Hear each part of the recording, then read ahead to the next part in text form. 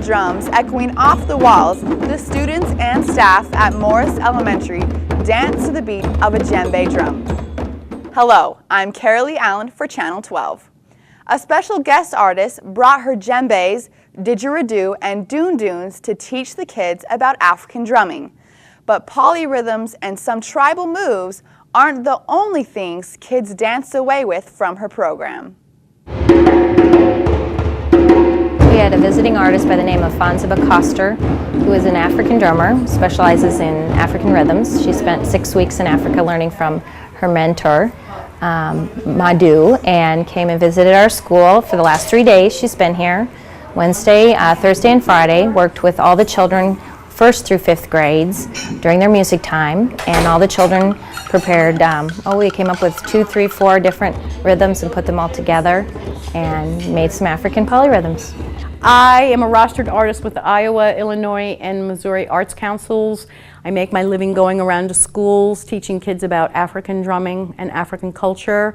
I specifically play the djembe, which is a drum that comes from 2 tribal or ethnic groups in Africa. The Bambara people who live in southern Mali and the Malinke who live in northern Guinea. They're the ones who, you could say, invented the djembe. And I have studied with many of them, and for the last 8 years I've been making my living going around to schools. I have 30 djembes that I bring with me to schools, plus a set of doon-doons, which are the drums that are played with the sticks and the bells. And 3 years ago I went to Africa and lived with a family of drummers and drummed with them at 3 to 5 African weddings for a week. And I made a documentary video about that as well. So when I go to schools, before I go, I send the documentary video. All the kids watch it in their classes.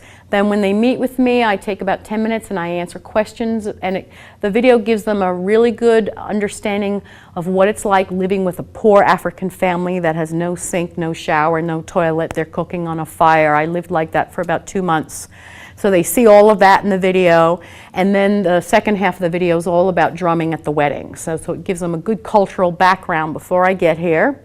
Then when they meet with me, we spend about 10 minutes answering questions about Africa, and then we have about 30 minutes to drum, where I teach them how to drum. And then if I stay at a school for a couple of days like I did here, then I have a core group, which in this case was the 3 5th grades. I met with them several times, and then they worked up a show with me, which we did at the end of the day. And what a show it was! The core groups of 5th graders each performed with Fanziba in front of the entire school. But the rest of the kids weren't just a passive audience. Fanziba taught them dances, hand motions, and even an African call and response song.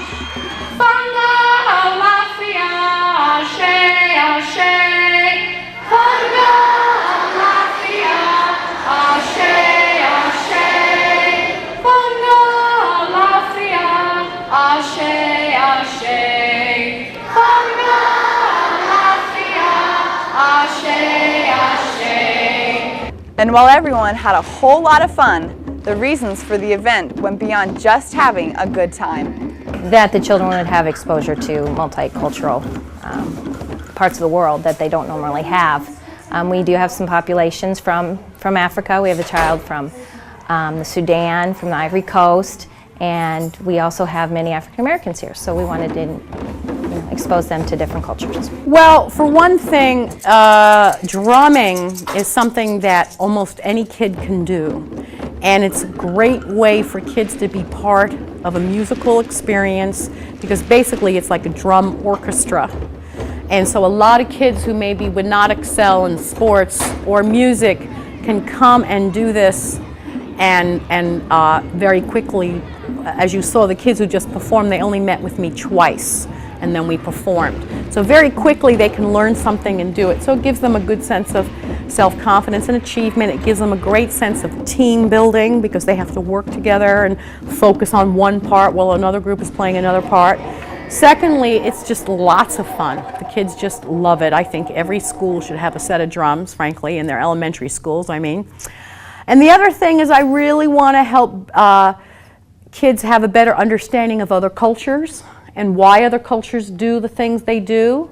And also I'm trying to give kids a way to look at our own culture through the eyes of other people. So in the question and answers, we get into a lot of nitty-gritty about how Africans do things differently and how do we feel about that. And then we explain why they do it that way, and then we talk about how Africans might look at how we do things and might think that things that we do are kind of strange. And we just talk about cultural understanding. So that's kind of what I'm all about. The 3-day residency brought together concepts from many academic areas, from music and social studies to physical education and art.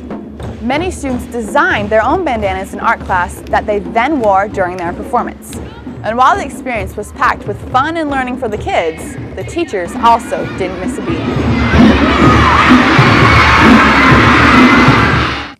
The event was made possible at Morris through grants and funding provided by the Des Moines Metro Arts Alliance, the Iowa Arts Council, and the Morris School PTA. For more information about Fonzaba and how you can bring her and her djembes to your school, visit our website at www.channel12online.org. For Channel 12, I'm Carolee Allen.